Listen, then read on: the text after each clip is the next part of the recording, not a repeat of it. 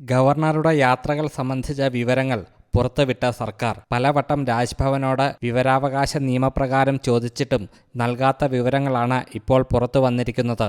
ഇതുപ്രകാരം കഴിഞ്ഞ 3 വർഷത്തിനിടെ 300-ലധികം ദിവസങ്ങളിൽ ഗവർണർ കേരളത്തിന് പുറത്തേക്ക് യാത്ര നടത്തി. കൂടുതൽ വിമാനയാത്ര നടത്തിയ ഗവർണർമാരുടെ പട്ടികയിലും അദ്ദേഹം എത്തി.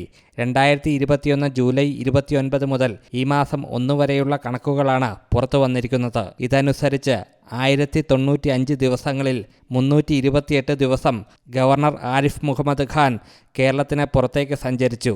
2019 സെപ്റ്റംബറിലാണ് ആരിഫ് മുഹമ്മദ് ഖാൻ സംസ്ഥാന ഗവർണറായി ചുമതലയേറ്റത്. ഭൂരിഭാഗം യാത്രകളും ഡൽഹി, മംഗളൂരു എന്നിവിടങ്ങളിലൂടെ സ്വദേശമായ യുപിയിലേക്കായിരുന്നു. മുംബൈയിലേക്കും ചെന്നൈയിലേക്കും പലവട്ടം യാത്ര ചെയ്തു. ഗുജറാത്ത്, തെലങ്കാന, ഹരിയാന, ആസം, ഗോവ, ബംഗാൾ, ഉത്തരാഖണ്ഡ് എന്നീ സംസ്ഥാനങ്ങളിലേക്കും ഗവർണർ പോയി.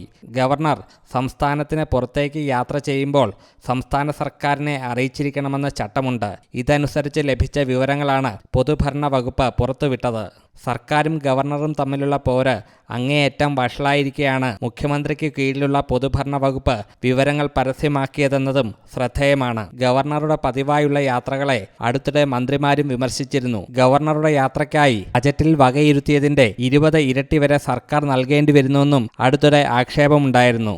News desk you talk.